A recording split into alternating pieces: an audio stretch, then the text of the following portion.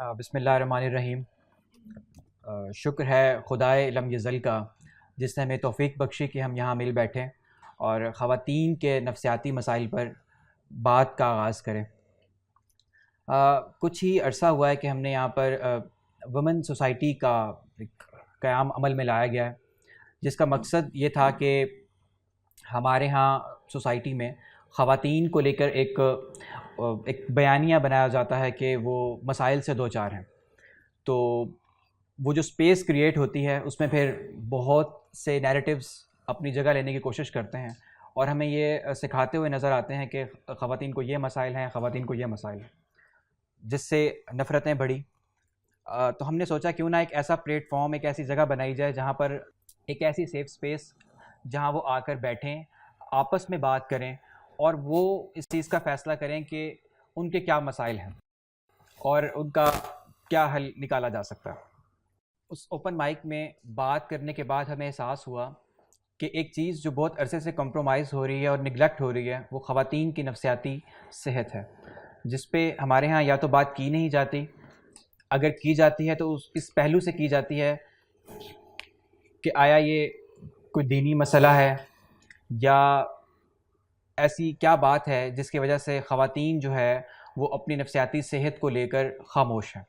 तो हमने ये बैठक इसलिए बिठाई है कि यहाँ पर हम हर पहलू से उस पर बात करें और ऑडियंस को इंगेज करें। बिस्मिल्लाहिर्रहमानिर्रहीम। मेंटल हेल्थ,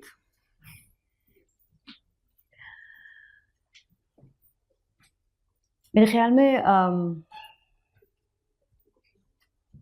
मैं शुरू करती हूँ अपनी मिसाल से। मैं 52 की हो जाऊंगी इंशाल्लाह अगले महीने।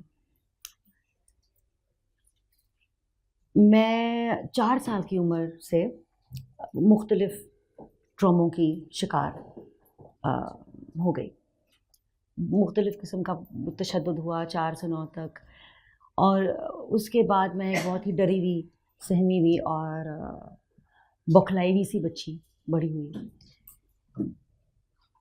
13 साल की मैं थी तो मुझे एहसास हुआ कि मैं नेचुरली एक्टिंग कर लेती हूँ और मैं स्टेज पे ज़्यादा अपने आप को महफूज समझती थी एज अपोज टू लोगों के साथ, ख़ास तौर पे बड़े लोगों के साथ, क्योंकि जो तशद्दुद किया गया वो बड़े लोगों ने किया।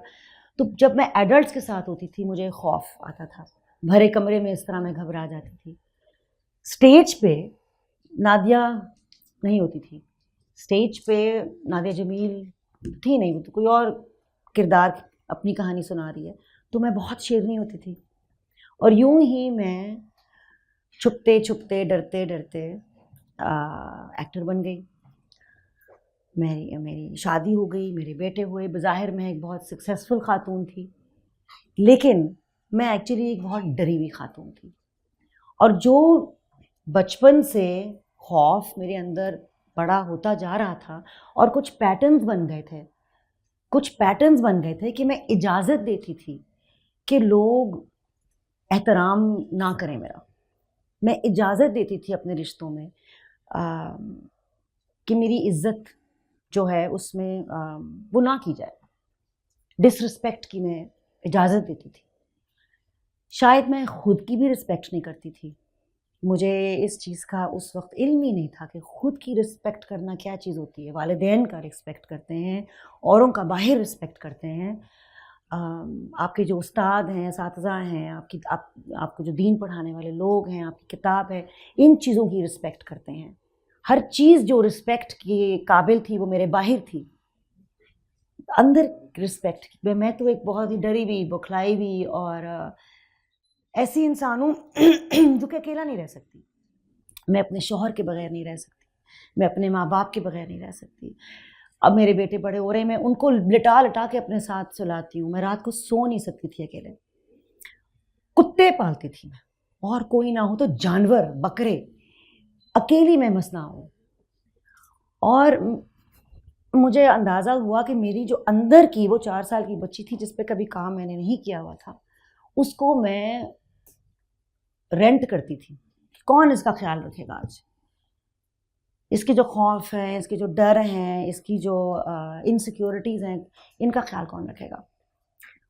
और फिर ये जब आप इस तरह की खातून होती हैं तो फिर ये होता है कि नहीं, वो देखें मुझे कोई सुन नहीं रहा, देखें वो बोर हो रही है मेरी बातों से, देखें वो मुझे एक्नॉलेज नहीं कर रहा, मैं इतना करती हूँ लेकिन मेरे लिए कोई नहीं कुछ करता। ये तवक्को में एक ज़िंदगी गुजर जाती है, क्योंकि हर चीज़ आप बाहर से सोर्स कर रहे हैं। 48 पे जाके मुझे अल्लाह ताला ने एक बहुत खूबसूरत तोहफा भेजा। मैं एक्टिंग कर रही थी, मैं होस्टिंग कर रही थी, मैं टीचिंग कर रही थी, मैं यतीम खानों के अंदर काम करती हूँ, मैं वो भी कर रही थी 17 साल की उम्र से। कैम्ब्रिज में रह रही थी, हबड़ दबड़ करना है करना है करना है, बच्चे भी पाल रही थी, कपड़े धोना, खाना पकाना, ये करना वो करना। तोहफा मुझे अल्लाह ताला ने क्या भेजा? कैंसर।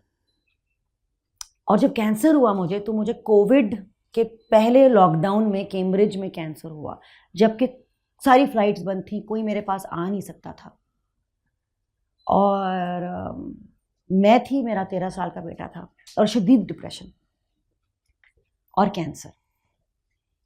कैंसर ने मुझसे एक चीज़ करवाई, मुझे रोक दिया। ये उसका तरीका था, लड़की रुक जाओ। 100 बार उन्होंने मुझे आपको फीलिंग होती है कभी कभी कि वो कह रहा है मुझे कुछ करो, लेकिन मुझे पता है मैंने ये चीज़ करनी है, लेकिन मैं नहीं कर रही। वो मुझे सिरातल मुस्तकीम मुझे दिखा रहा है और मैं नहीं चल रही उस राह पे। चलती हूँ फिर पटरी से उतर जाती हूँ, चलती हूँ फिर पटरी से उतर जाती हूँ।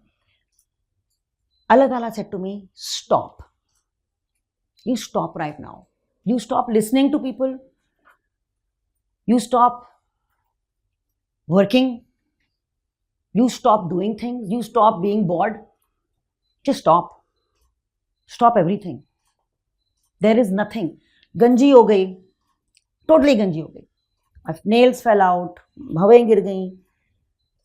ये जो गरूर था, इसके पीछे मैं छुपती थी, इस ब्लो ड्राई के पीछे मैं छुपती थी। क्या जरूरत है इसकी? मैंने तो पहली बार जब अपना चेहरा देखा बालों के बगैर, मुझे पहली बार अपना चेहरा देखने के काबिल लगा। He said stop and understand. अब कौन है तुम्हारे और मेरे बीच में?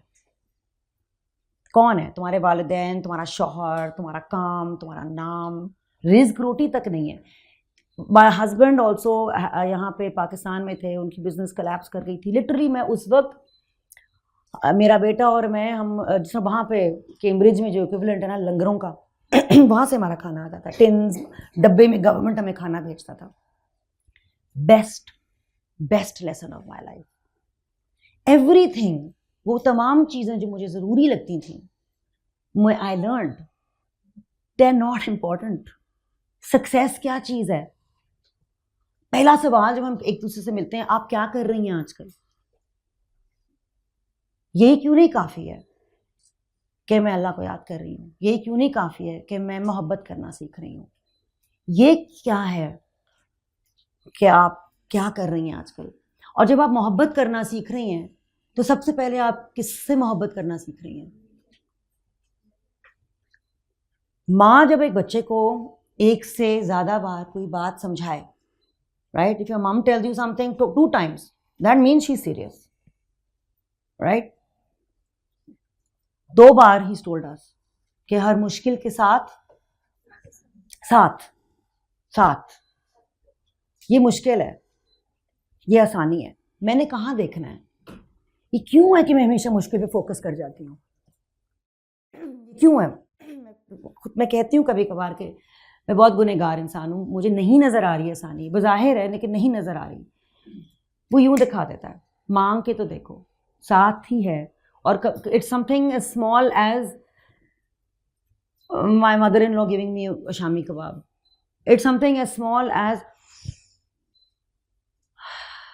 Take that breath right now. The NHS, it was costing every breath 1.5 lakh rupees on a ventilator when I was in a coma. ले रही हो ना मुफ्त की सांसें, बैठी भी हो ना, देख रही हो। मेरी बेटी नाबीना पैदा हुई थी, आज देख सकती है आप सबकी तरह। हम कौन कौन सी नेमतों को झुटलाते हैं, और ये बात हमें कितनी बार बताई गई है। सूरह रहमान सुनो, सब ने मुझे कहा कैंसर के वक्त, एक ऐसा वक्त आया मैंने सुनना छोड़ दी, क्योंकि मुझे एहसास हुआ हम सुनते हैं, सीखते नहीं हैं। ये कोई वो चीज़ नहीं है कि म्यूज़िक लगी हुई है, लिफ्ट के अंदर हम बैठे हुए हैं और पीछे बैकग्राउंड में सूरा रहमान लगी हुई है। नहीं, वो कुछ कह रहा है, वो कुछ कह रहा है कि आप कौन कौन सी नेमतों को झुटला रही हो भाई। बार बार बार बार बार बार बार बार रिपीट मोड पे है। क्यों भाई? जब कोई इंसान इतनी बार कोई बात दोहरा ले तो हम कहते नहीं है कि यार क्यों इतनी बार दोहरा ले हो। ये तो फिर भी अल्लाह सुब्हाना ताला है। Why has he said it so many times? What are the ne'mats? The biggest ne'mat is you. You.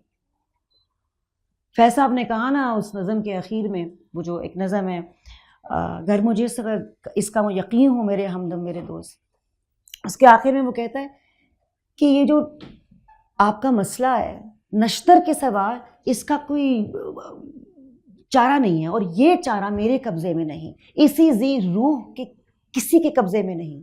हाँ, मगर तेरे सिवा, तेरे सिवा, तेरे सिवा। ये फैज साहब ने कहा है। तो क्यों कहा है? क्योंकि उसने एक नेमत दी है, वो आप हो। उस नेमत की इज्जत करना, उस नेमत का एहतराम करना। और वो नेमत क्या है? व्हाट इज दिस नेमत, this blessing that is you?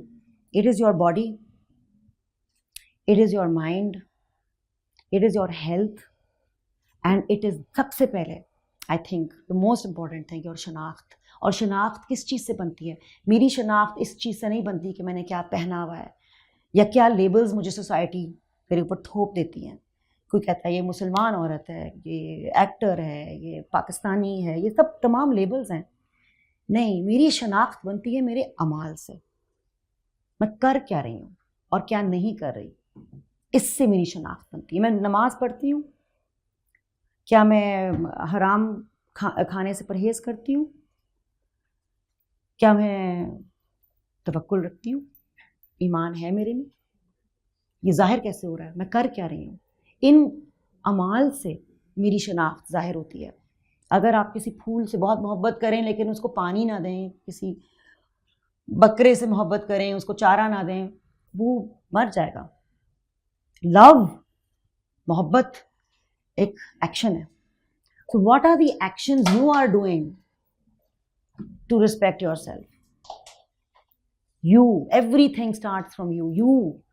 और ये कहना कि ये बहुत सेल्फिश बात है, मैं समझती थी नहीं, ये तो बहुत नार्सिसिस्टिक बात है, गलत। आजिज़ होना बहुत अहम है। लेकिन मेरे अब्बा कहते थे जब नमाज में खड़ी होती हो ना, इस शान में खड़ी हो कि तुम अशरफुल मखलूक़ात हो, कि फरिश्तों को भी ये क़ुव्वत नहीं दी गई फैसला करने की। तुम इस मुआशरे को अपने लिए और औरों के लिए या तबाह कर सकती हो या संवार सकती हो। You have the power of choice that even the angels don't have. शान में खड़ी हो, जब घुटनों पे हाथ रखती हो ना, सुभान रब्बिल अज़ीम, उस वक्त याद करो you are like an animal, you eat like an animal, you go to the toilet like an animal, you have children like an animal, you breathe like an animal. इतनी सख्त आम फहम हो कि तुम्हारे और किसी ऊंट, बकरे, बिल्ली, कुत्ते में कोई फ़र्क नहीं है, उसी तरह से बनी हुई हो। और जब माथा ज़मीन पे टेकती हो, सुभान रब्बिल आला, उस वक्त जब हम अपना थर्ड आई, अपना पीनियल ग्लैंड जिससे हमारे इतने हार्मोन सिक्रीट होते हैं, जब हम उसको टेक करके यहाँ दबा रहे होते हैं, सब बोझ अपना दे रहे होते हैं उसको, उस वक्त याद रखो कि तुम्हारा होना ना होना कायनात के सिलसिले में कुछ नहीं है। अगर you look at the Milky Way is one tiny galaxy in millions of galaxies. Who are you in that galaxy? Keep these three things in symbiosis. How powerful you are, how common we all are, and how we're nothing. These are all important. And lastly, remember, neurons that wire together fire together. Neurons को ज़रूरत होती है connect होने की, हमारे synapses होते हैं brain में। इसी तरह हम सब न्यूरॉन्स हैं। जब हम साथ वायर होएंगे, साथ मुत्तहिद होके इत्तेहाद से मुआशरा एक सोचेंगे, एक विजन हमारा साथ होगा, we will fire together and we will create beautiful things.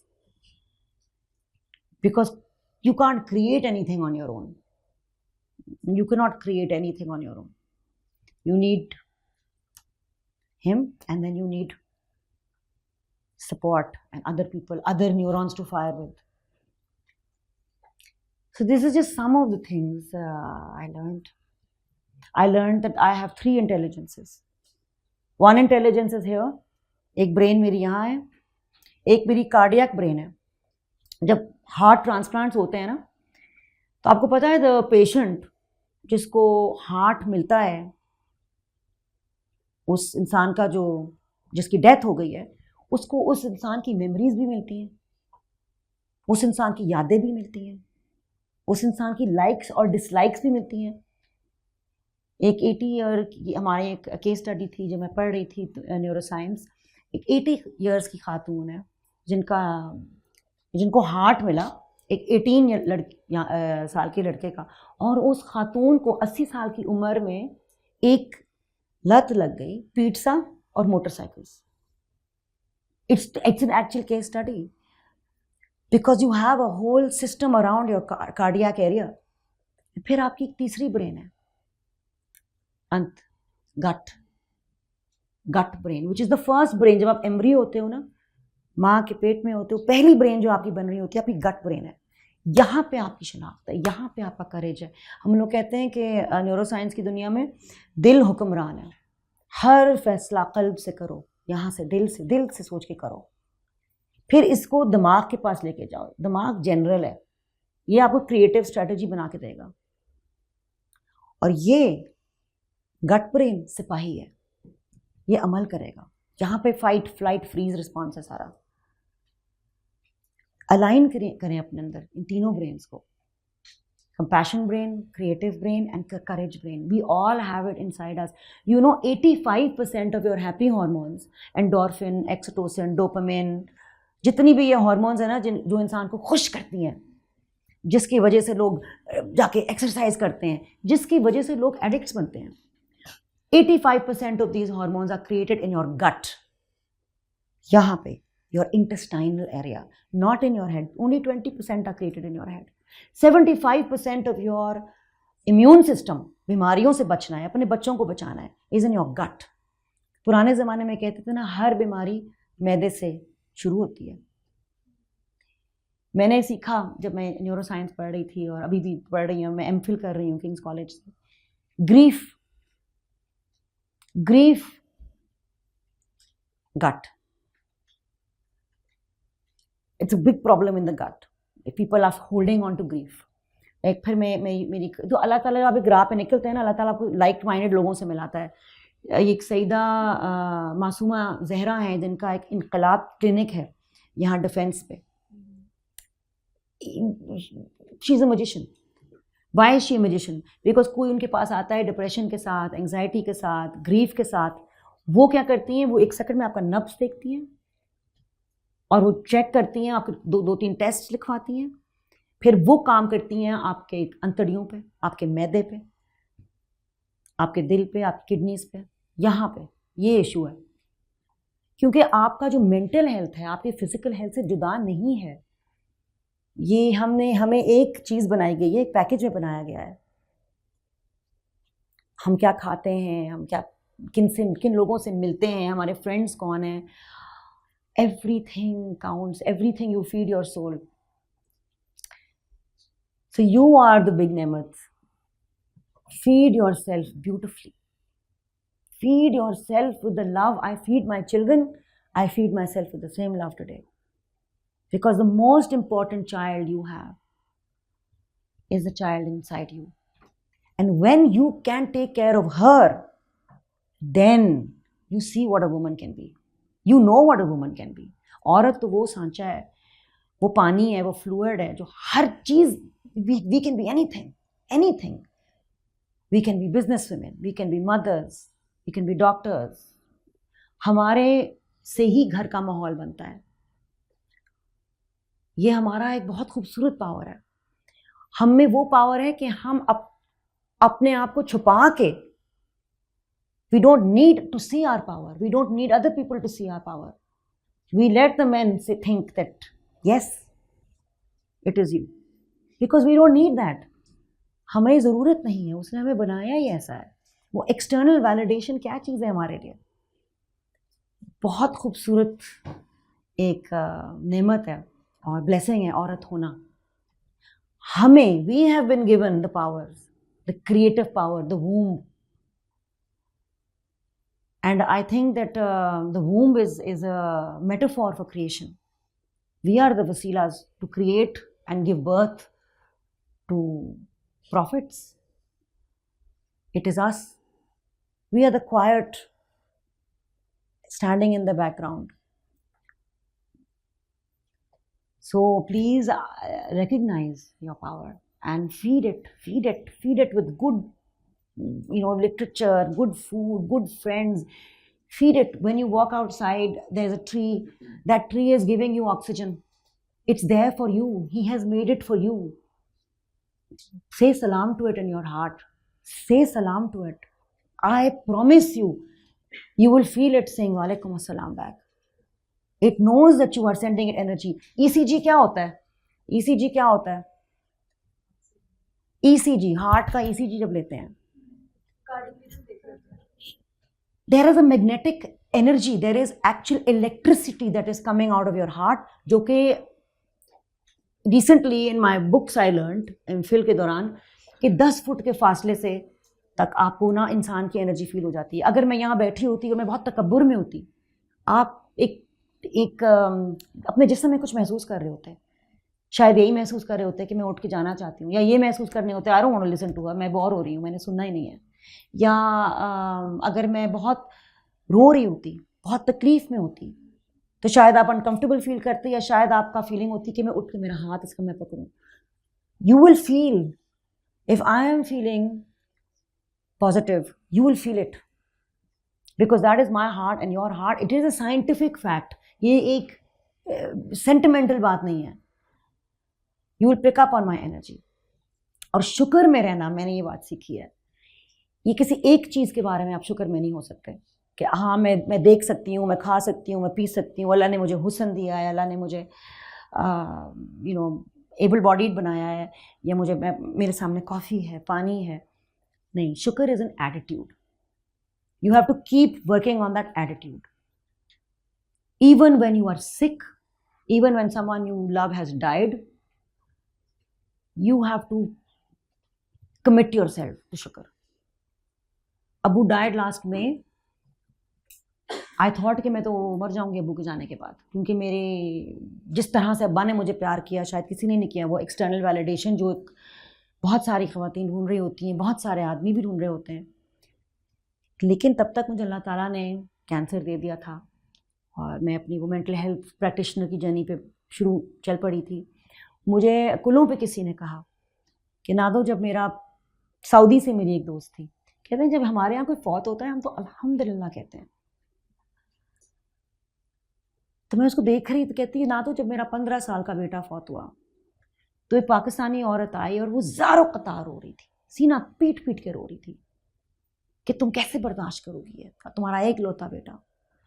तो उसके हाथ में एक सोने का कड़ा था. तो मैंने उसे कहा, ये कड़ा मुझे ज़रा दिखाओ. तो उसने उसी वक्त कड़ा she took off her bangle and she gave it to me. तो मैंने पहन लिया. थोड़ी देर बाद मैंने कहा, अच्छा अभी ये कड़ा मुझसे वापस मांगो. तो उसने कहा मेरा कड़ा वापस दे दो. तो मैंने उसी वक्त उतार के दे दिया. मैंने कहा भाई मेरे साथ ये हुआ है. मैं ये भी कह सकती थी यार ये कड़ा मेरे पे बहुत प्यारा है, प्लीज़ मत लो, अभी मत लो, थोड़ी देर और मुझे पहनने दो, ये मुझे इससे अपनाइयत हो गई है, ये मेरा कड़ा लग रहा है मुझे. या मैं ये कह सकती थी आपने इतना एतबार किया, फ़ौरन ही उतार के मुझे दे दिया. तो अल्लाह सुब्हाना ताला ने अपनी चीज़ मुझे दी और इतना एतबार किया कि 15 साल तक मुझे वो चीज़ दी. अब कर्जा वापस देते हुए मैं अल्हम्दुलिल्लाह कहूँगी ना, तुम्हें तुम्हारा बाप अल्लाह ताला ने 50 साल तक दिया और पूरी उम्र उस नेक बाप की यादें और सबक. तो ऐसे बच्चों के साथ काम करती हूँ who don't have a father for 5 minutes. मेरा तो गेम ही बदल गया ना ग्रीफ का. जो ये गोरे हमें सिखाते हैं ना 7 स्टेजेस ऑफ ग्रीफ, था ही नहीं मेरे अंदर वो। मैं उन 7 स्टेजेस से नहीं गुजरी। मेरे अंदर एक ही चीज़ होती थी, अल्हम्दुलिल्लाह। ये नहीं कि मैं रोती हूँ, याद करती हूँ उन्हें कभी कभार, लेकिन मिनट के अंदर अंदर वो एटीट्यूड जो है मेरा आ जाता है।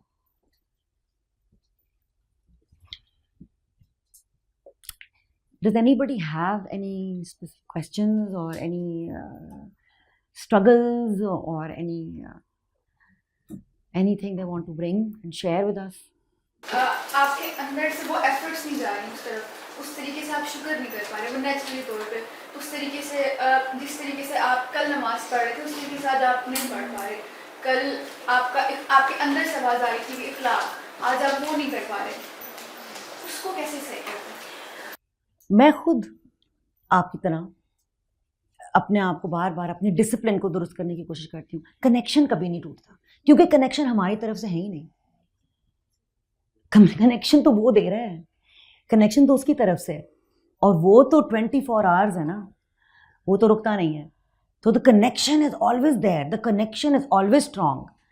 इट्स लाइक ये यहाँ पे है, अब मैं यहाँ देख रही हूँ या यहाँ देख रही हूँ या ऊपर देख रही हूँ या इसकी तरफ देख रही हूँ, ये मेरी मर्जी है। वो तो है। Connect, always understand that. इससे मुझे बड़ा सुकून मिलता है कि मैं पटरी से उतर जाऊँ, मैं गुनाह कर लूँ, मैं कुछ भूल जाऊँ, मेरे में डिसिप्लिन में कमी आ जाए और मुझे अपने पे काम करना पड़े, मैं कर लूँगी। कनेक्शन कभी नहीं टूटेगा। यही तो खूबसूरत चीज़ है मुसलमान होने के बारे में, कि आपको पता है कनेक्शन कभी नहीं टूटेगा, क्योंकि ये वो कनेक्शन है, ये हमारे पाकिस्तानी वाईफाई वाला सिस्टम नहीं है। ये तो एक, it is like it is always there, even when you don't feel it, it is there, you know. So it's like I don't see my father, but his blood is alive in my veins. He's there. Allah Ta'ala is closest to us, closest and always there. We sometimes हम कभी कभी हमारी आंखें इधर उधर हो जाती हैं, हमारा दिल इधर उधर हो जाता है, ठीक है, आ जाएगा। मैंने ये भी सीखा है, जब हम उसको पुकारते हैं ना,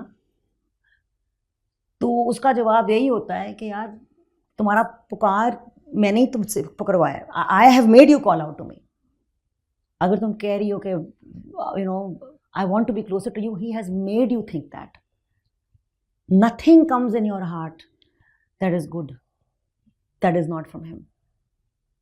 सो he is already calling you when you are calling him. He's already put that in your heart कि I need to be more consistent. He's already talking to you. So it's only हमारा दुनिया का शोर इतना होता है ना, चीज़ें, दुनिया, और हम कुदरत से इतने दूर हो जाते हैं। याद रखो, we are also animals. We need nature. कोई वजह थी कि ग़ार हिरा में आप सल्लल्लाहु अलैहि वसल्लम जाके बैठते थे, दुनियावी चीज़ों से दूर, कुदरत में, जहाँ पे सिर्फ एक आवाज़ है। अगर आप कभी हिरा जाएं, डेजर्ट विंड। तो कभी कभी इट्स इम्पॉर्टेंट कि सारे शोर को बंद करके spend time in nature with a tree, with a plant, with him, and he will talk to you. He is already talking to you. हमने शोर, ट्रैफिक के शोर में उसको, उनकी यू नो वो दब जाती हैं वो चीज़ें हमारे अंदर, बस उसको, क्लटर को कम करना पड़ता है। अभी आपने कहा कि जब हम अल्लाह को याद करते हैं या पुकारते हैं तो वो भी अल्लाह की दी हुई तौफीक से ही है, ऐसे ही है ना? तो फिर इसका मतलब है मैंने भी जो समटाइम एक्सपीरियंस किया है कि बाज़ दफ़ा तो ऐसे ही मेरी इंटेंशन भी नहीं होती नमाज़ पढ़ने की, लेकिन मुझे बुलाया जाता है और मैं नमाज़ पे खड़ी हो जाती हूँ और एक अजीब सी फीलिंग्स होती हैं, और समटाइम मैं कोशिश करने के बावजूद नमाज़ नहीं पढ़ पाती।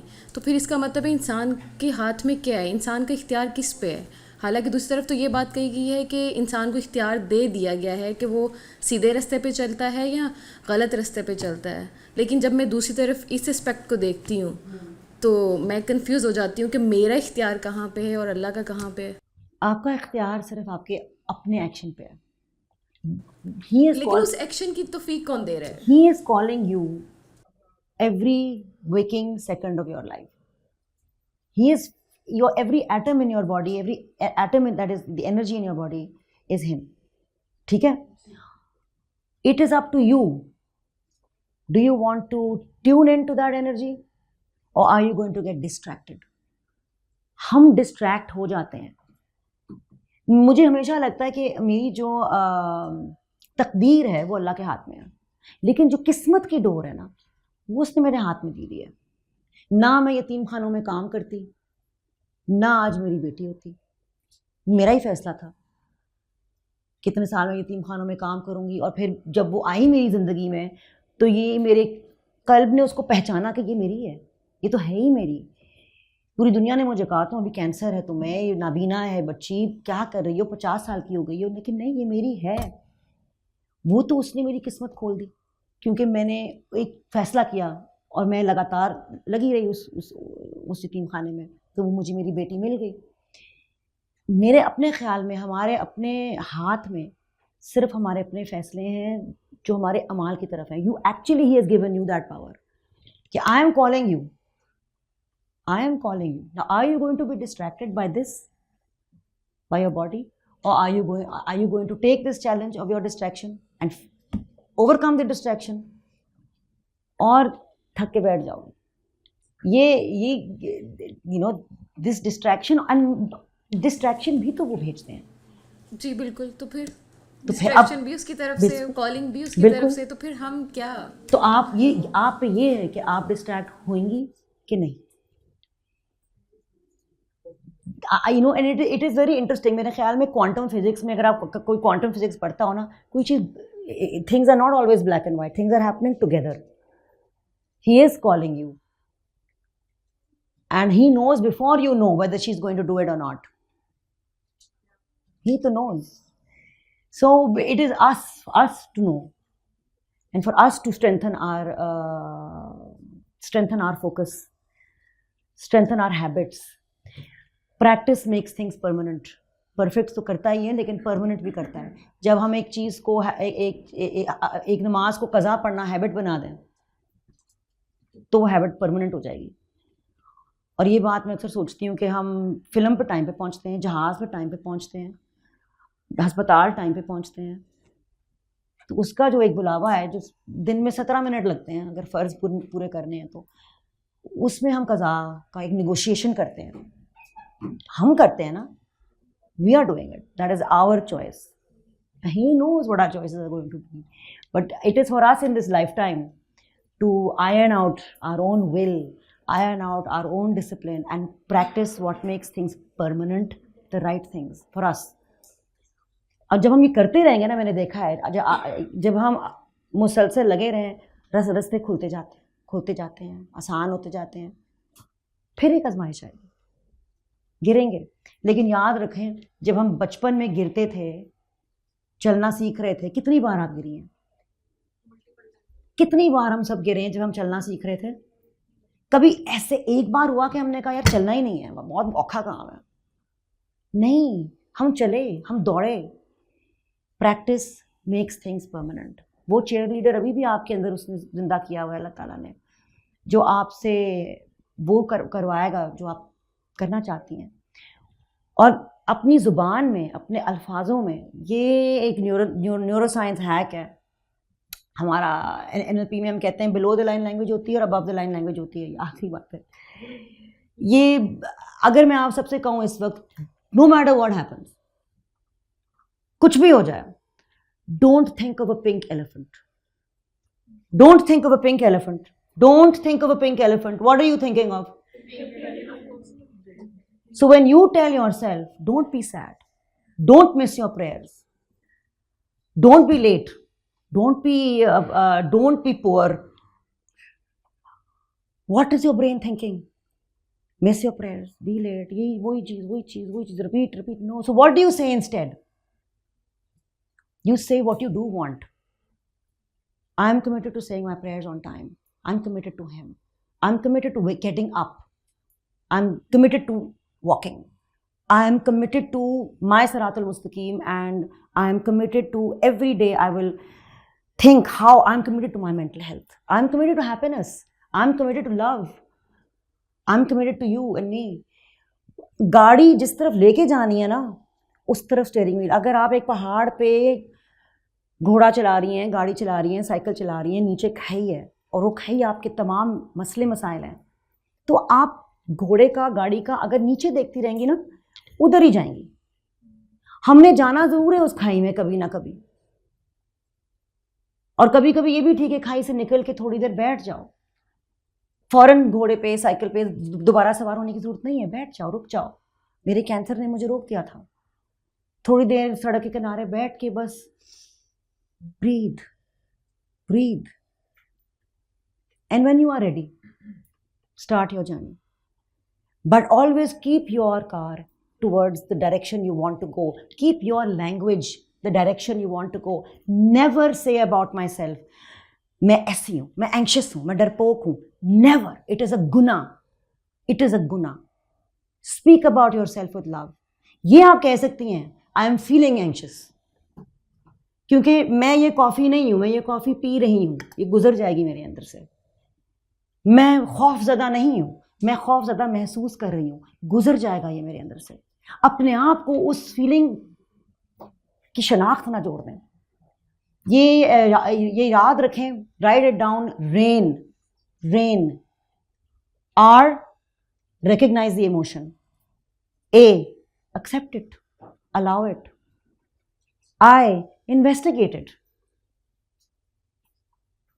N is most important. Non-identify. This emotion is not you. You are a work in progress that you will never understand what you are. Only after you are dead is the painting finished. And people will say, ye thi. There's no need to define yourself. You are a beautiful work in progress. There is only a need to enjoy yourself and feel the blessing that you are.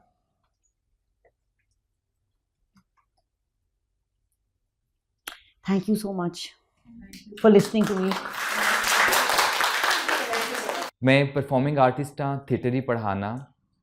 ते theatre कोई असी वड्डे actor बनावन लई नहीं कोई पढ़ाई दा या कराई दा. थिएटर या कोई भी आर्ट एक टूल है जिहदे राहीं असी अपने आप बारे समझने आ, अपने आप बारे जानने आ ते अपने आप नाल मिलन दी कोशिश करने आ. ते थिएटर भी एक राह है जिहदे राहीं असी थोड़ा बहुत अपने आप नूं समझने आ बस. ते ਇਹਦਾ ਇੱਕ ਹੋਰ ਵੀ ਕੰਮ ਹੈ ਥੀਏਟਰ ਦਾ.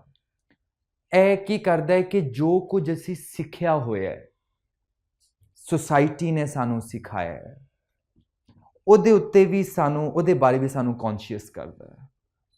ਫਿਰ ਹੀ ਸਾਡਾ ਸਫ਼ਰ ਸ਼ੁਰੂ ਹੁੰਦਾ ਹੈ ਨਵਾਂ ਸਿੱਖਣ ਦਾ, ਜਦੋਂ ਅਸੀਂ ਉਹਦੇ ਬਾਰੇ ਕੌਨਸ਼ੀਅਸ ਹੁੰਦੇ ਹਾਂ. ਮਸਲਨ ਥੋੜੀ ਜੀ ਗੱਲਬਾਤ ਅਸੀਂ ਕਰਨੇ ਆ, ਇੱਕ ਦੋ ਮਿਸਾਲਾਂ. ਆਪਾਂ ਗੱਲਾਂ ਨਹੀਂ ਕਰਨੀਆਂ, ਆਪਾਂ ਕਰਕੇ ਵੇਖਾਂਗੇ ਕਿ ਕੀ ਹੈ ਇਹ. ਫਿਰ ਉਸ ਤੋਂ ਬਾਅਦ ਅਖੀਰ 'ਚ ਬਹਿ ਕੇ ਅਸੀਂ ਗੱਲਾਂ ਕਰਾਂਗੇ. ਮੈਂ ਛੋਟੇ ਬੱਚਿਆਂ ਨਾਲ ਕੰਮ ਕਰਨਾ ਤੇ ਗ੍ਰੇਡ 5, 4, 3, 2, ਗ੍ਰੇਡ 7, 8 ਜਦੋਂ ਥੋੜੇ ਬੱਚੇ ਮੈਚੁਰ ਹੋ ਰਹੇ ਹੁੰਦੇ ਨੇ, ਬਾਲਿਗ ਹੋ ਰਹੇ ਹੁੰਦੇ ਨੇ. ਤੇ ਇੱਕ ਗੱਲ ਬਹੁਤ ਜ਼ਿਆਦਾ ਮੈਂ ਨੋਟ ਕਰਨਾ ਕਿ ਜਿਹੜਾ ਇੱਕ ਕੁੜੀ ਦੀ ਬੋਡੀ ਲੈਂਗੁਏਜ ਹੈ ਔਰ ਇੱਕ ਮੁੰਡੇ ਦੀ ਬੋਡੀ ਲੈਂਗੁਏਜ ਹੈ, ਦੋਵਾਂ ਵਿੱਚ ਇੰਨਾ ਫਰਕ ਹੈ. ਮਸਲਨ ਅਸੀਂ ਕਹਿੰਦੇ ਹਾਂ ਕਿ ਬਾਹਾਂ ਖੋਲ ਕੇ ਤੁਰਨਾ ਹੈ ਤੇ ਮੁੰਡਾ ਛਾਲਾਂ ਮਾਰੇਗਾ, ਜਿੱਥੋਂ ਕਹੋਗੇ ਛਾਲ ਮਾਰ ਦੇਗਾ. ਸਾਰੇ ਨਹੀਂ ਲੇਕਿਨ ਜ਼ਿਆਦਾਤਰ. ਕੁੜੀਆਂ ਲਈ, ਛੋਟੀ ਬੱਚੀਆਂ ਲਈ ਅਗਰ ਕੋਈ ਹੈ, ਉਹਦੇ ਲਈ ਵੀ ਇੰਨਾ, ਕੁੜੀ ਲਈ ਇੰਨਾ ਔਖਾ ਹੁੰਦਾ ਹੈ ਆਪਣੇ ਆਪ ਨੂੰ, ਆਪਣੇ ਬਾਜ਼ੂ ਖੋਲ੍ਹਣਾ. ਕਿਉਂ? ਦੋ ਬੋਡੀਜ਼ ਨੇ, ਲੇਕਿਨ ਇੱਕ ਬੋਡੀ ਕਿਵੇਂ ਸਿੱਖਦੀ ਹੈ ਕਿ ਉਹਨੇ ਸੁਕੜਦੇ ਜਾਣਾ ਹੈ, ਸਿਮਟਦੇ ਜਾਣਾ ਹੈ, ਉਹਨੇ ਆਪਣੀ ਸਪੇਸ ਜਿਹੜੀ ਹੈ ਉਹ ਕਿਸੇ ਹੋਰ ਨੂੰ ਦਿੰਦੀ ਜਾਣਾ ਹੈ. ਤੇ ਇੱਕ ਬੋਡੀ ਸਿੱਖ ਰਹੀ ਹੁੰਦੀ ਹੈ ਕਿ ਮੈਂ ਜਿਹੜਾ ਹੈ ਉਹ ਸਪੇਸ ਲੈਣੀ ਹੈ, ਦੂਜੇ ਦੀ ਵੀ ਸਪੇਸ ਲੈਣੀ ਹੈ. ਸੋ ਇਸੇ ਤਰ੍ਹਾਂ ਆਵਾਜ਼ਾਂ ਨੇ, ਮੁੰਡਿਆਂ ਦੀਆਂ ਆਵਾਜ਼ਾਂ ਕਿੱਥੇ ਪੜੀਆਂ ਹੁੰਦੀਆਂ ਨੇ ਔਰ ਕੁੜੀ ਵਿਚਾਰੀ ਮਿਨ ਮਿਨ ਮਿਨ ਮਿਨ ਮਿਨ ਕਿ ਕਿਸੇ ਨੂੰ, ਕਿ ਉਹਨੂੰ ਸਿਖਾਇਆ ਹੀ ਨਹੀਂ ਜਾਂਦਾ. ਇੰਨਾ ਕੰਟਰੋਲ ਹੈ ਕਿ ਉਹ ਵਿਚਾਰੀ ਆਪਣੀ ਆਵਾਜ਼ ਵੀ ਐਕਸਪੀਰੀਅੰਸ ਨਹੀਂ ਕਰ ਸਕਦੀ. ਉਹ ਬੋਲਣਾ ਚਾਹੁੰਦੀ ਹੈ ਪਰ ਉਹਨੂੰ ਦੱਸਿਆ ਜਾਂਦਾ ਹੈ ਕਿ ਚੰਗੀ ਕੁੜੀਆਂ ਤੇ ਨਹੀਂ ਬੋਲਦੀਆਂ ਖੁੱਲ ਕੇ, ਉੱਚਾ ਨਹੀਂ ਹੱਸਦੇ, ਉੱਚਾ ਨਹੀਂ ਬੋਲਦੇ। ਐਂਡ ਇਸ ਵਿੱਚ ਜਦੋਂ ਇਸ ਸੈਟਅਪ ਵਿੱਚ ਅਸੀਂ ਵੱਡੇ ਹੁੰਦੇ ਹਾਂ ਤੇ ਸਾਡੀ ਬੋਡੀ ਜਿਹੜੀ ਹੈ, ਜਿਸਮ ਜਿਹੜਾ ਹੈ, ਉਹ ਕੀ ਕੁਝ ਐਕਸਪੀਰੀਅੰਸ ਲੈ ਕੇ ਜਿਹੜਾ ਹੈ ਉਹ ਵੱਡਾ ਹੋ ਰਿਹਾ ਹੁੰਦਾ ਹੈ। ਸੋ ਅਸੀਂ ਅੱਜ ਜਿਹੜਾ ਐਕਸਪੀਰੀਅੰਸ ਕਰਨਾ, ਅਸੀਂ ਕੁਝ ਨਹੀਂ ਸਿੱਖਣਾ, ਮੈਂ ਤੁਹਾਨੂੰ ਕੁਝ ਨਹੀਂ ਸਿਖਾ ਸਕਦਾ। ਅਸੀਂ ਬਸ ਇੱਕ ਕੰਮ ਕਰ ਸਕਨੇ ਹਾਂ ਕਿ ਜੋ ਅਸੀਂ ਹਾਂ ਉਹਨੂੰ ਕੁਝ ਦੇਰ ਲਈ ਅਸੀਂ ਭੁਲਾਉਣ ਦੀ ਕੋਸ਼ਿਸ਼ ਕਰਨੇ ਹਾਂ, ਵੇਖਣੇ ਹਾਂ ਇਹਦੇ ਵਿੱਚ ਕੋਈ ਗਲਤ, ਕੋਈ ਸਹੀ ਨਹੀਂ, ਕੋਈ ਮੁਕਾਬਲੇਬਾਜ਼ੀ ਨਹੀਂ ਕਿ ਬਈ ਇੱਕ ਨੇ ਜੀ ਬੜਾ ਚੰਗਾ ਕਰ ਦਿੱਤਾ, ਇੱਕ ਕੋਲ ਤੇ ਹੋਇਆ ਕੋਈ ਨਹੀਂ। ਹਰ ਜੀ ਜਿਹੜਾ ਇੱਥੇ ਬੈਠਾ ਹੈ ਆਪਣੀ ਤਰ੍ਹਾਂ ਦੇ ਸਫ਼ਰ ਵਿੱਚ ਹੈ, ਤੇ ਸਭ ਤੋਂ ਪਹਿਲੇ ਤੇ ਅਸੀਂ ਇਸ ਥਾਂ ਨੂੰ ਜਿਹੜਾ ਹੈ ਉਹ ਇੱਕ ਦੂਜੇ ਦੀ ਜਿਹੜਾ ਹੈ ਉਹ ਰਿਸਪੈਕਟ ਦੀ ਥਾਂ ਬਣਾਉਣਾ ਹੈ, ਤੇ ਅਸੀਂ ਇਹਨੂੰ ਸੇਫ ਸਪੇਸ ਬਣਾਉਣਾ ਹੈ ਹਰ ਇੱਕ ਲਈ। ਠੀਕ ਹੈ, ਜੋ ਜੇ ਕੋਈ ਜੀ ਇੰਨਾ ਕੁ ਹਿੱਸਾ ਪਾ ਰਿਹਾ ਹੈ ਉਹਨੂੰ ਸਿਰ ਅੱਖਾਂ ਤੇ ਰੱਖਣਾ ਹੈ, ਜੇ ਕੋਈ ਜੀ ਇੰਨਾ ਹਿੱਸਾ ਪਾ ਸਕਦਾ ਹੈ ਉਹਨੂੰ ਸਿਰ ਅੱਖਾਂ ਤੇ ਰੱਖਣਾ ਹੈ। ਇੱਕ ਤਾਂ ਹੈ ਕਿ ਥੋੜਾ ਜਿਹਾ ਆਪਣੇ ਆਪ ਬਾਰੇ ਜਾਣੀਏ ਕਿ ਕਿੱਥੇ ਕਿੱਥੇ ਆਵਾਜ਼ ਬੰਦ ਹੈ, ਕਿੱਥੇ ਕਿੱਥੇ ਜਿਹੜਾ ਹੈ ਉਹ ਅਸੀਂ ਇੱਕ ਦਾਇਰੇ ਵਿੱਚ, ਇੱਕ ਹੋਲ ਵਿੱਚ ਬੰਦ ਹਾਂ, ਕਿਵੇਂ ਹੌਲੀ ਹੌਲੀ ਉਹਨੂੰ ਥੋੜਾ ਥੋੜਾ ਕਿਲ ਨਾਲ ਅਸੀਂ ਜਿਵੇਂ ਉਹਨੇ ਕਦੇ ਚੂਚਾ ਵੇਖਿਆ ਹੈ, चूज़ा जब अंडे से निकलता है तो चूंच से थोड़ा थोड़ा वो सुराख बनाता है, स्पेस बनाता है, तो किवें असी थोड़ी थोड़ी अपनी स्पेस क्रिएट कर सकते हैं। सो बस इन्नी को गल सी। बिस्मिल्लाहिर्रहमानिर्रहीम, अस्सलाम वालेकुम आप सबको। पहले तो आप सब लोगों का बहुत शुक्रिया, आप लोगों ने अपने लिए टाइम निकाला। आज का जो मेरा टॉपिक है वो आर्ट थेरेपी है, कि हम आर्ट को किस तरह से इस्तेमाल करके अपनी मेंटल हेल्थ को बेहतर कर सकते हैं। जब हम किसी चीज़ को बेहतर करने के लिए कोई काम कर रहे होते हैं ना, तो हमें ये जानना होता है कि वो चीज़ फंक्शन किस तरह से हुई है, वो सिस्टम किस तरह से कर रही है। ठीक है, अब मेरे पास टाइम बहुत मुख्तसर है तो मैं बहुत जल्दी में इसको करती हूँ। मैं बहुत सिंपल वर्ड्स आप लोगों के साथ इस्तेमाल करूँगी, आम ज़बान में आपको समझाने की कोशिश करूँगी। मेंटल हेल्थ क्या है? मेंटल हेल्थ असल में ये है, मैं किस तरह से सोचती हूँ, मैं क्या फील करती हूँ, मैं किस तरह से एक्ट करती हूँ अपनी सोसाइटी में, अपने रिलेशंस में और अपने आप के साथ। ठीक है, हमारा ये एक डायनामिक साइकिल है। ये हमारी थॉट्स शेप करती हैं हमारे इमोशंस को, और हमारे इमोशंस शेप करते हैं हमारी थॉट्स को। ये पूरा साइकिल है। ये मैं आप लोगों के साथ, ये जो यानी कि थॉट्स बना रहे हैं, इमोशंस बना रहे हैं, इमोशंस थॉट्स बना रहे हैं, और वो एनर्जी बना रही है हमारी बॉडी में जिससे हम एक्ट कर रहे हैं। ठीक है, इस चीज़ को, इस डायनामिक साइकिल को मैं आप लोगों के साथ इमोशनल इंटेलिजेंस के थ्रू आप लोगों के साथ शेयर करना चाहती हूँ। इसका थोड़ा सा मैं आपको इंट्रोडक्शन दे दूँ। इमोशनल इंटेलिजेंस को जब हम बोला जाता है, ये वर्ड भी तो समझा जाता है कि हम अब इमोशंस को लेकर बैठ रहे हैं, हम इमोशंस को लेकर बस रोने वाले हैं। ऐसा नहीं है। अच्छा, इमोशनल इंटेलिजेंस का मतलब है कि अपनी फीलिंग्स के साथ स्मार्ट होना। ठीक है, फीलिंग्स के बारे में, अबाउट फीलिंग्स नहीं आपने स्मार्ट होना। अबाउट फीलिंग्स जब स्मार्ट होना है तो वो नफ्सियात में चली जाती है चीज़। फीलिंग्स के साथ जब हमने स्मार्ट होना है तो हमने उसको ये सीखना है कि हमने इस फीलिंग्स को किस तरह से इस्तेमाल करना है। इंटेलिजेंस का मतलब होता है कोई भी डाटा को हमने एक्यूरेट कलेक्ट करना है और कोई भी पजल हमने सॉल्व करना है। इमोशनल इंटेलिजेंस, इमोशन से हमने जो है हमारा ये डाटा है, ये सिग्नल्स हैं, ये मैसेजेस हैं, हमारी तरफ से हमें ही मैसेज हैं। ये डाटा कलेक्ट करके हमने जो हमारी लाइफ के प्रॉब्लम्स हैं उन इश्यूज़ को सॉल्व करना है। ठीक है, ये जब इस को इंट्रोड्यूस करवाया गया था 1990 में, हार्वर्ड बिजनेस में ये छापा गया था कि emotional intelligence revolutionary paradigm shattering idea है। क्योंकि हम लोगों की सोसाइटी में ये बहुत आम है ना कि अपने इमोशंस को साइड पर रखो और रैशनल होकर सोचो। ठीक है, एक्चुअल में ये इरेशनल है। हम जब अपने इमोशंस को निकाल कर हम रैशनल होने की कोशिश करते हैं, ये इस तरह से नहीं होता। हम स्टूपिड हो जाते हैं इस हवाले से कि हमने अपने इमोशंस को निकाल दिए, ऐसा नहीं होता। हमारे इमोशंस हमारे सोचने समझने के जो प्रोसेस है ना उसके साथ लिंक्ड है। मैं आपको इसकी मिसाल देती हूँ। आप लोगों ने एक्सपीरियंस भी किया होगा। आप लोगों ने इस तरह से होगा, यार मैं ना बहुत स्टूपिड एक्ट कर गई थी, बस मुझे समझ नहीं आया, मेरी रैशनैलिटी ने नहीं काम किया, ठीक है, मेरे जज्बाती हो गई थी, ठीक है। अब इससे नहीं पता लगता कि फितरती तौर पर इमोशन जुड़े में, ये जो मेरे सोचने का तरीका है, इस रास्ते में इमोशंस आ रहे हैं, ठीक है। तो ये इस तरह से यानी कि हर हमारी सोच कलर हुई है हमारे इमोशंस से, ठीक है। अब हम देख लेते हैं इमोशंस क्या हैं। इमोशंस क्या हैं? सेकंड कम्युनिकेशन सिस्टम है, नॉन वर्बल। ये कहाँ से हमें पता लगता है कम्युनिकेट हम किस तरह से? बाज़-औक़ात इस तरह से होता है, मैं आपको बहुत आसान इसमें एग्जांपल देती हूँ। छोटा बच्चा होता है जो बोलना नहीं सीख रहा होता, माँ कैसे पहचानती है उसको, उसकी नीड्स को कैसे? वो रो रहा है, वो खुश हो रहा है, इसी इमोशंस है ना, ये इमोशन से, ये सेकंड कम्युनिकेशन सिस्टम है। ये डाटा हमारी बॉडी लैंग्वेज में, हमारी टोन ऑफ वॉइस में, हमारे फेशियल एक्सप्रेशन में, ठीक है। दूसरा, ये ही इमोशंस हमारी बॉडी में वो एनर्जी बनाते हैं जिससे हम कुछ भी बिहेव करते हैं। तीसरा ये कि ये मैसेजेस हैं हमारी तरफ से कि जो हमारे इन्वायरमेंट में हमें सर्वाइव करने में मदद करते हैं। चौथा, ये न्यूरो बायोलॉजिकल सिग्नल्स हैं जो हमें थ्रेड्स और अपॉर्चुनिटीज़ जो हैं उनको अडॉप्ट करने में हेल्प करते हैं।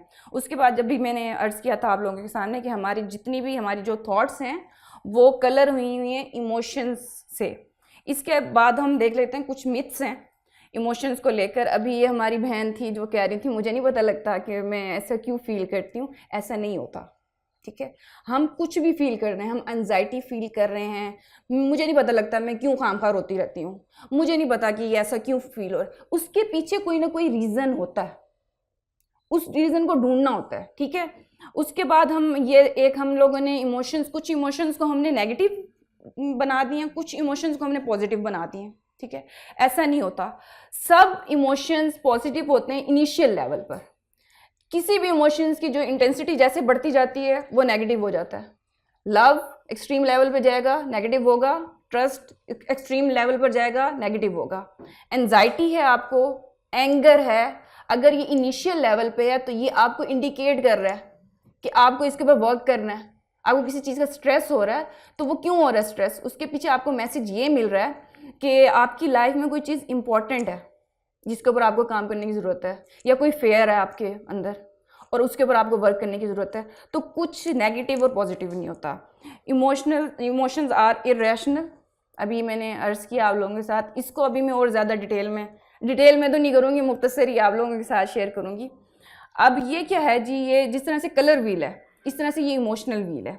इसमें इमोशंस के जो अल्फाज हैं सिर्फ अंग्रेज़ी ज़बान में 3000 हैं। हम जब भी किसी लैंग्वेज को सीखने की कोशिश करते हैं हम पहले उसके हरूफ सीखते हैं, फिर उनसे लफ्ज़ बनाना सीखते हैं, फिर हम उनसे सेंटेंसेस बनाते हैं और इस तरह से हम उस ज़बान को समझते हैं। ये इसलिए है कि हम इमोशंस को समझ सकें कि इमोशंस हमें क्या मैसेज दे रहे हैं, ठीक है। ये बहुत डिटेल है, यानी कि ये सिर्फ ये स्लाइड बहुत डिटेल में डिस्कस हो सकती है। अगर कोई इंटरेस्टेड है मैं उसको PDF में दे दूँगी कि ये क्या है, इनके पीछे रीजंस क्या हैं और ये इमोशंस हमें किस तरह से हेल्प करते हैं। ये अभी आप सिर्फ बेसिक चीज़ें समझ लें। ये कलर व्हील की तरह है, यानी कि कुछ प्राइमरी हमारे इमोशंस हैं। प्राइमरी इमोशंस को मिलाकर जो ये इस फ्लावर के बाहर वाले जो इमोशंस हैं वो सेकेंडरी हैं। 3 प्राइमरी इमोशंस को मिलाकर जो है वो सेकेंडरी इमोशंस बन रहे हैं, यानी कि इसको हम कहते हैं ABC ऑफ इमोशंस। इमोशंस को समझने के लिए हमें इमोशंस की लैंग्वेज हमें समझनी पड़ती है, ठीक है। अब मैं आप लोगों के साथ थोड़ा सा इसको कर रही हूँ कि हमारे ब्रेन में इमोशंस बनते किस तरह से हैं।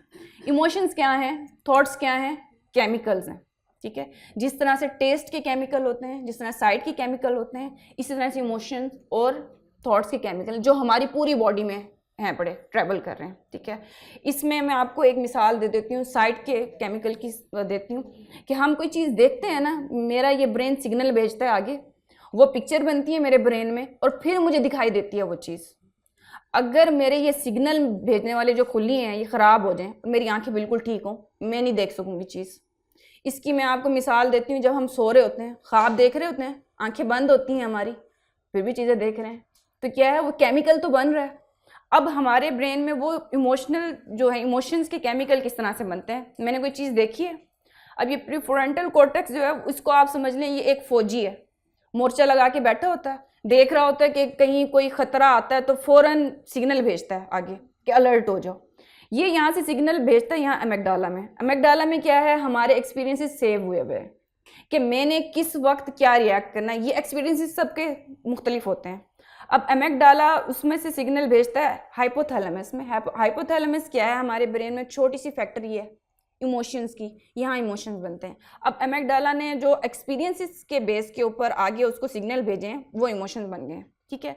उसके बाद अब मैं एक मेटाफोर आपके सामने कर रही हूँ ये की और लॉक का, यानी कि ये सेल है मेरी बॉडी में पूरे, ये जो लॉक है। उसके बाद ये जो की बनी है ये इमोशन बना है, उसने जाके इस लॉक को ओपन कर दिया। इस की जो लाइफ है वो सिर्फ 6 सेकंड तक की है। 6 सेकंड के बाद ये डिसॉल्व हो जाती है, ठीक है।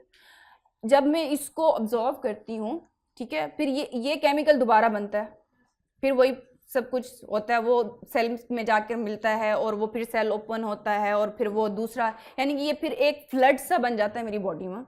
और ये इमोशंस जो हैं वो मुझे हाईजैक कर लेते हैं मेरी रैशनैलिटी को, ठीक है। ये अब फ्लड बन गया, इसने अब मुझे कंट्रोल करना शुरू कर दिया। अब यहाँ पर क्या हो सकता है, अगर हम इसके बीच में कोई पॉज ले आए, ये फ्लड बनना रुक जाएगा, ये केमिकल्स नहीं बनेंगे। अब इसमें कुछ टेक्निक्स बताई जाती हैं। इनिशियल लेवल पर हम लोग ये कहते हैं कि रैशनैलिटी को एक्टिव करने के लिए आप लिंग्विस्टिक जो चीज़ें हैं ना वो करें। यानी कि आप लोगों ने अक्सर अपनी सोसाइटी में सुना होगा बिस्मिल्लाह पढ़ लो, दुरूद शरीफ पढ़ लो, ठीक है ना। ये चीज़ें वर्क नहीं करती क्योंकि हमें रटी हुई है ना ये चीज़ें। मुझे अपने इसको रैशनैलिटी को या सोचने की ज़रूरत नहीं पड़ती है। यहाँ पर मुझे वो चीज़ें अप्लाई करनी है जिसमें मुझे सोचना पड़े। गिनती भी कहते हैं ना, 10 तक गिनती गिन लो, तो उल्टी गिनती गिनो। यानी इनिशियल लेवल पर ये होता है, यानी ये 3 स्टेप होते हैं, इमोशंस हैं, फिर फीलिंग्स हैं, फिर मूड्स हैं। अब मूड पर क्या चीज़, यानी कि मूड ज़रा लंबा अरसा रहता है। अब मूड पर क्या चीज़ वर्क करती है, मूड पर वर्क करती है, मूड से निकालने के लिए आर्ट वर्क करती है, ठीक हो गया। आर्ट हमारे जिस्म, दिमाग, रूह, थिंकिंग, फीलिंग, टचिंग, एक्सप्लोरिंग सबसे जुड़ा हुआ है। आर्ट थेरेपी किसको कहते हैं, हम आर्ट की थेरेप्यूटिक एप्लीकेशन को आर्ट थेरेपी कहते हैं। जब हम आर्ट को और साइकोलॉजी को इकट्ठा मिलाकर जब हम अप्लाई करते हैं उसको आर्ट थेरेपी कहते हैं।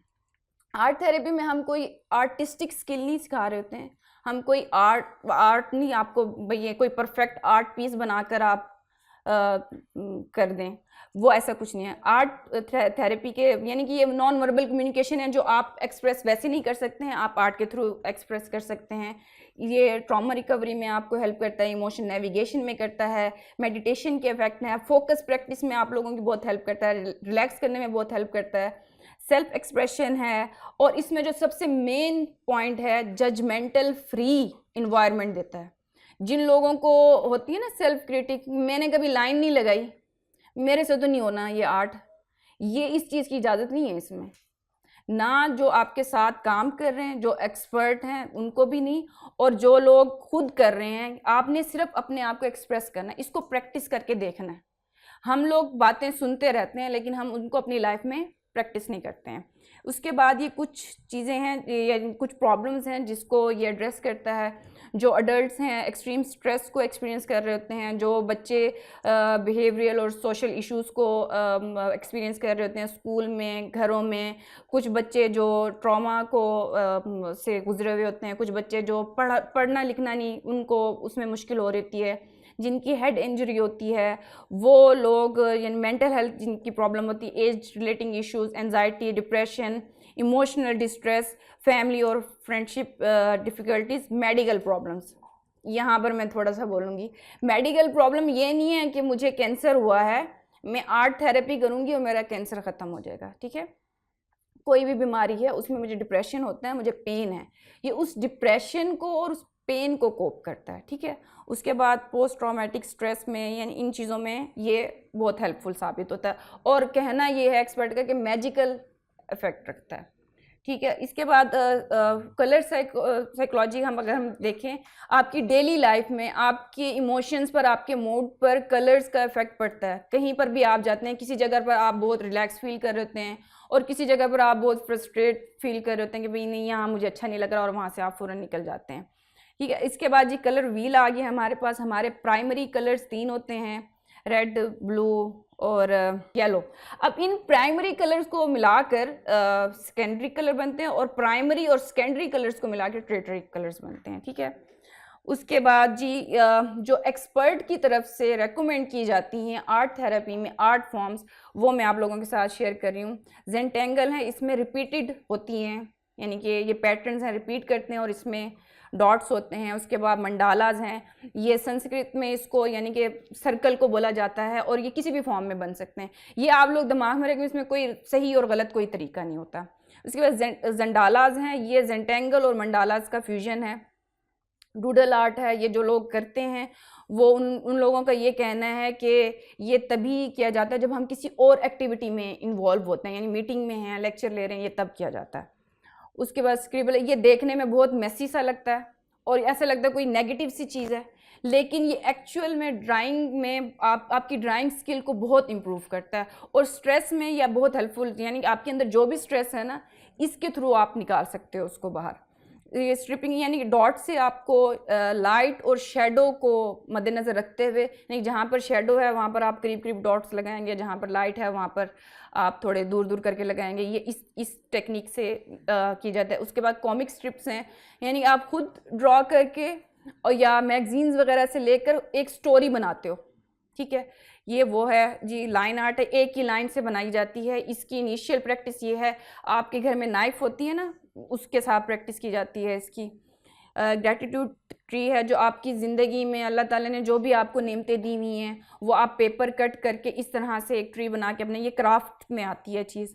उसके विजन बोर्ड है, यानी कि आप ज़िंदगी में क्या बनना चाहते हैं, आप कहाँ जाना चाहते हैं, इस तरह की चीज़ें आप कमरे में कोई भी बोर्ड लगा कर उधर लगा सकते हैं। उसके बाद सेल्फ बॉडी स्टेट, ये मेडिटेशन के साथ है कि आपको किसी भी पेंटिंग से पहले आपको आंखें बंद करके लिटाया जाता है और फिर कहा जाता है कि आप अपने बॉडी को ना कोई भी कलर दे दें, फिर जो आपके माइंड में कलर आते हैं उनको आप कैनवस पर डाल देते हैं। मेडिटेटिव पेंटिंग इसी तरह कि आप अंदर जो स्ट्रेस फील कर रहे हैं उसको कैनवस पर डाल देना है। आर्ट जनरल की कोई भी आर्ट पीस उठाकर उसमें जो जो चीज़ें इस्तेमाल हुई हैं उसके आपने नोट्स लिख लेने होते हैं। ये जी इस तरह से खूबसूरत तस्वीर का कोई फोल्डर बनाने के देखकर आपको कामनेस फील हो।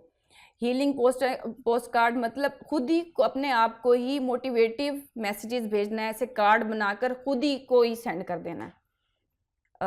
ये इसी तरह से कार्ड ये इस तरह से ही है। Letter to your younger self, यानी कि आपको कोई पास्ट में कोई ट्रॉमा हुआ है, अपने उस पास्ट जो सेल्फ है उसको इस तरह का लेटर लिखा जाता है। बॉक्स ऑफ फॉरगिवनेस, ये अपने लिए भी आप कर सकते हैं और दूसरों के लिए, जिसके लिए आप जिसको फॉरगिव करना चाह रहे होते हैं उसका नाम लिख कर ऐसे बेहतरीन सा बॉक्स बना के पिक्चर्स वगैरह लगा कर ऐसा बॉक्स बना देते हैं। आज की जो हमारी एक्टिविटी है वो डॉट मंडाला है। अब ये मैंने क्यों सेलेक्ट की है, हमारे जो आजकल के दौर है ना, जितना बिजी लाइफ है, हम लोग उतने ज़्यादा लेज़ी हैं। हम लोग चाहते हैं कि हम कुछ भी एफर्ट करें या हम कुछ भी करें हमें फ़ौरन रिज़ल्ट मिले। रिज़ल्ट नहीं मिलता तो फिर हम वो चीज़ छोड़ देते हैं। हम ये नहीं, इसका नहीं मुझे नहीं मज़ा आ रहा, ये मेरे ऊपर वर्क नहीं कर रहा। ये ऐसी आर्ट फॉर्म है, इसके लिए कोई आर्टिस्टिक स्किल की ज़रूरत नहीं है आपको, और आपको जब भी करेंगे आपको फ़ौरन ही उसका रिज़ल्ट मिल जाएगा, ठीक है। ये आज हम अभी इसको प्रैक्टिस करते हैं। इसकी कुछ मैं आपके सामने आइडियाज़ शेयर कर रही हूँ और टूल्स आपके साथ, यानी कि इसके ऊपर आपको खर्चा करने की भी ज़रूरत नहीं है। घर में भी ये आप इस तरह के टूल्स इस्तेमाल कर सकते हैं। टूथपिक्स है, मेकअप ब्रशेज़ होते हैं, उनकी बैग से आप इस तरह से कर सकते हैं। ये देखें। इसके बाद ये प्रोफेशनल टूल्स हैं, ये भी कोई इतने महंगे नहीं है। उसके बाद अगर किसी को इनसे भी फिर मज़ा नहीं आ रहा, ये इस तरह से ये नोजल्स मिल जाती हैं, यानी कि जो छोटे छोटे बहुत डॉट्स बनाने होते हैं, ये आप इसको इस्तेमाल कर सकते हैं। ये कुछ आइडियाज़ हैं कि आप घर में जो आपके पास मैसर हैं चीज़ें, उन पर आप कर सकते हैं। ये एक्रेलिक पेंट्स इस तरह से इस पर यूज़ होते हैं। अब ये कुछ आइडियाज़ हैं, यानी घर में कप पे आप बना सकते हैं, प्लेट्स पर, ये बहुत सिंपल से हैं, ये कोई भी कर सकता है। और आपके घर में कुछ इस तरह से बना पड़ा हो ना, तो आपको देखकर एक जो स्माइल आती है ना फेस पे, ये मैंने बनाया है। घर में कोई आ रहा है, ये देखो ये मैंने बनाया है, यानी एक क्रिएटर वाली फीलिंग कि मैं जब कोई चीज़ क्रिएट करती हूँ। ये जी ये जो पत्थर भी रखे हुए हैं, ये पत्थर पर भी आप इस तरह का आर्ट बना सकते हैं, ठीक है जी, अब हम फिर इसको करते हैं। ये आप लोगों को दिख रहा है कलर? इसकी कंसिस्टेंसी इस तरह से होनी चाहिए कि ये जो नीचे ड्रॉप हो रहा है ना, ये स्लोली नीचे जाए। ये आप कहेंगे तो ये मैं आप लोगों के पास एक बच्ची आपको दिखा देती है आकर। यानी ये पानी आपने ड्रॉपर से डालना है, कप से नहीं डालना, बहुत यानी ड्रॉप्स डालने हैं, ठीक है। जिस तरह से नाइट क्रीम की कंसिस्टेंसी होती है ना, उस तरह की रखनी है। इस तरह से स्टिक भी नहीं करे।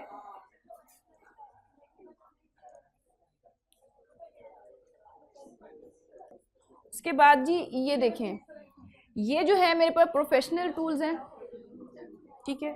ये पेंसिल है मेरे पास, ये हर घर में होती है। पेंसिल से भी कर रही हूँ और प्रोफेशनल से भी कर रही हूँ मैं, फिर आपको दिखाती हूँ इन दोनों में कोई फ़र्क नहीं है।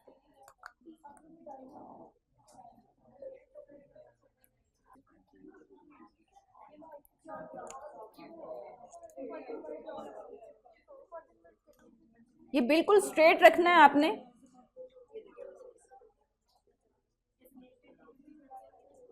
ये देखिए पेंसिल से बनाया ये, बहुत ही प्यार से, इसको सरफेस पर टच नहीं हो, सिर्फ पेंट उसके साथ हो, ठीक है। इसके बाद यानी कि मैं अब टूथपिक से आपको लगा के दिखा रही हूँ। आपने जो इसके इर्द गिर्द लगाने हैं ना,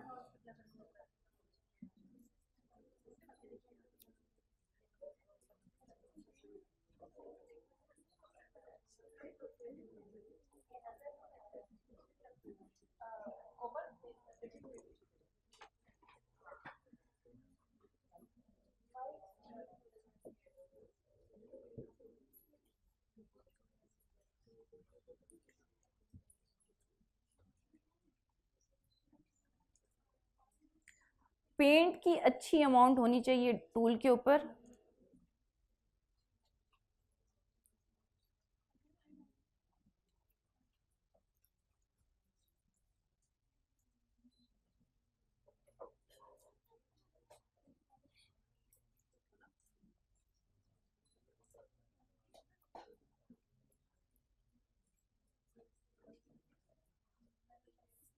ये आपने इसके करीब इस तरह से लगाने हैं, तो आपको किसी भी नीचे पैटर्न की ज़रूरत नहीं है। यानी कि पहले ऊपर नीचे, फिर लेफ़्ट राइट, फिर क्रॉस में, और फिर आप अब इनके बीच में भी लगा सकते हैं।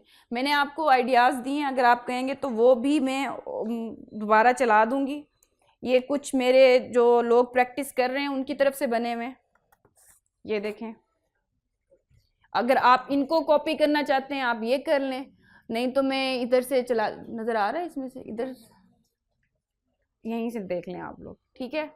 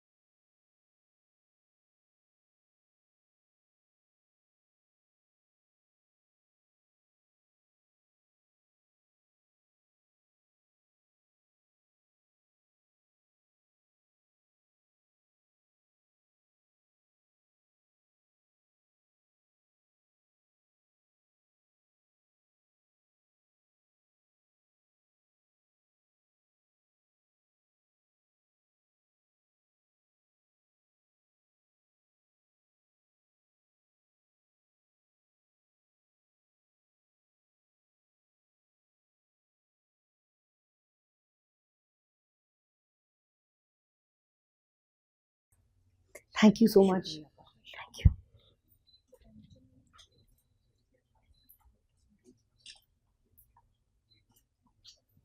सिद्धाकला, thank you so much.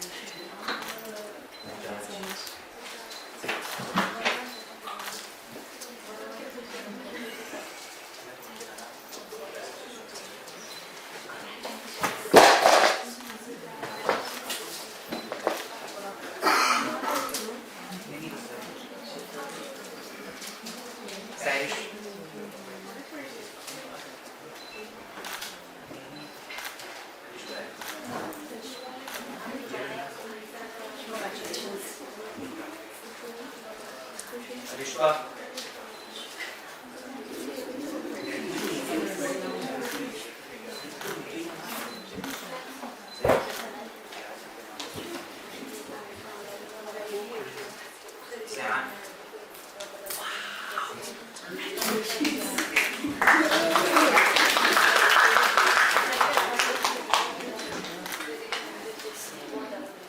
Maryam आशिक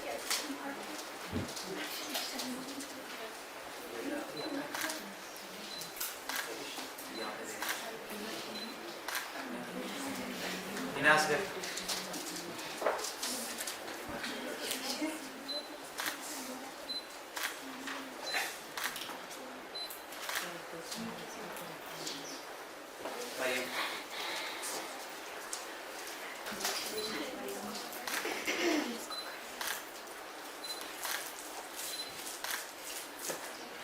कुछ लोगों ने सर्टिफिकेट नहीं लिया, उन्होंने बहुत काम किया आपकी बेनज़ीर में।